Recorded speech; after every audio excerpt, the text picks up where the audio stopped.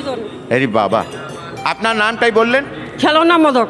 হ্যাঁ, খেলনা মদক, বাড়িতেই আসাম। আসাম। আগে যে বললো আমার ছেলে। ছেলেই বললো, ঠিক আছে, আপনার মাই বলবে। কি হলো, আপনাদের প্রভুদের কৃপা পেয়েছেন? প্রভুর কৃপা কতটুকু হয়েছে আমি সেটা বলতে পারবো না। আমার জীবনে অনেক বাধা বিঘ্ন আসছিল, এই জগন্নাথ প্রভু আমাকে এত কৃপা করছে, এত দয়া করছে, আমি সেই বর্ণনা আমি দিয়া শেষ করছি। শোনেন, একটাই বাধা বিঘ্ন যে এসেছে আপনাদের, আপনারা এই অনুভব করে যে প্রভু যে উদ্ধার করেন আপনাকে, কি বাধা বিঘ্ন একটাই ঘটনা বলবে রে? একটা ঘটনা, আমার 6 বছর কোনো বাচ্চা কাচ্চা হয় নাই। আমার শ্বশুর বললো জগন্নাথের কাছে যাও। তারপরে আমি আসছি, তার 2 মাস পরে আমার মেয়ে পেটে আসছে। তার হইলো পরের রথের দিনই আমার মেয়ের জন্ম হয়েছে। তারপরে আমার ওই নাতি হয়েছে, নাতিন হয় নাই। নাতিনের জন্য গত 3 বছর আগে বইলা গেছিলাম, তার 3 মাস পরেই আমার নাতিনের জন্ম হইলো। এটা দীর্ঘ বিশ্বাস। আর আমার জীবনে অনেক বাধা বিঘ্ন আসছে, আমার জগন্নাথ প্রভু আমাকে কত কৃপা করছে। একটাই তো বললেন, অনেক অনেক বলছেন আপনারা, আর একটা বললেন। আরেকটা আমার জীবনে মানে আমার একজনের হাত দেখা বলছিল যে আমার মৃত্যু হবে। তখন বলছিল যে জগন্নাথ প্রভুকে তুমি ঠিক মতো ডাকো, তাহলে তোমার মৃত্যুটা হবে না। তারপরে থেকে আমি জগন্নাথকে প্রাণ ভরে ডাকি আর বলি যে আমার মৃত্যুটা দিও না, আমার কপালে যখন লেখা আছে। তোমার বলছে যে জগন্নাথকে ডাকবা আর হাত দিয়া এরকম করবা, তাহলে তোমার এই মানে বিঘ্নটা কেটে যাবে।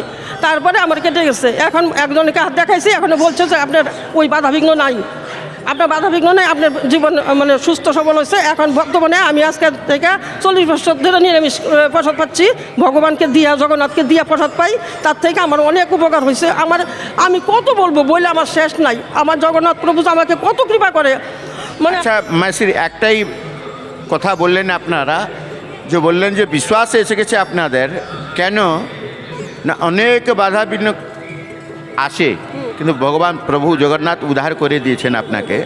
এই যে একটা কথা যে বললেন যে কি হলো, এই যে বিপত্তির সময় ছেলের সময়, বুঝলাম না। এই যে ছেলে জন্মের সময় কি হলো, মেয়েদের জন্ম মানে 6 বছর বাচ্চা হয় নাই। তখন আমার শ্বশুর বললো জগন্নাথের কাছে যাও তুমি বাবা। তারপর সিদ্ধবকলে আসছিলাম, তারপরে বলছিল সিদ্ধবকলে সামনে কাপড় মানে আঁচল পাইতে বসে থাকার জন্য পাতা পড়ে নাই। তখন ওইখান থেকে একজনে বলছিল তোমার বাচ্চা হবে, তুমি এখানে মানসিক করে যাও। তখন একটা হলো রাখছিলাম, তারপরে ওইটা আবার ঘিটটা খুলে দিয়ে গেছে। আমার নাতিনের সময় তাই হয়েছে। সম্পূর্ণ সমর্পিত আপনার হয়। একটা দুটাই অনুভূতি বললেন আপনাদের, যে একটাই অপমৃত্যু, কি জগন্নাথের নাম নিলেন অপমৃত্যু রোকে দিবে।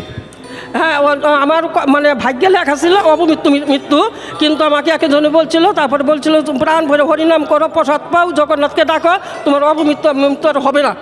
তারপরে আমার আর মৃত্যু হয় নাই। তারপরে আবার হাতটা দেখাইছি, বলছে যে ওই মানে বিঘ্নটা কেটে গেছে। মনেদের ভয় আর কোনো নেই।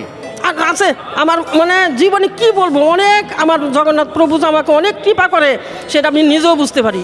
আচ্ছা, আপনাদের জয় জগন্নাথ টিভি দেখেন? জয় জগন্নাথ টিভি, আমার টিভি নাই, কিন্তু মোবাইলতে দেখেন? হ্যাঁ, মোবাইল দেখি। আমার ছেলে সবসময় জগন্নাথের প্রভুর সব কিছু দেখায়, আমি সবসময় দেখি।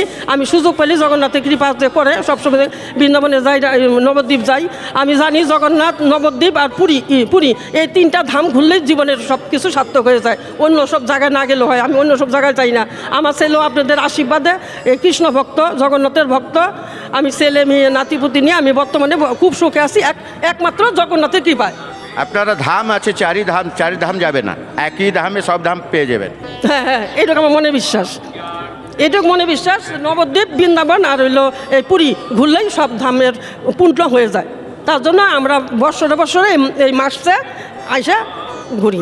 ঠিক আছে, ধন্যবাদ দেবো আপনাকে। জয় জয় জগন্নাথ। আমার জানি কৃষ্ণ ভক্তি হয়, জগন্নাথের প্রতি যেন আমার মতি থাকে। ঠিক আছে।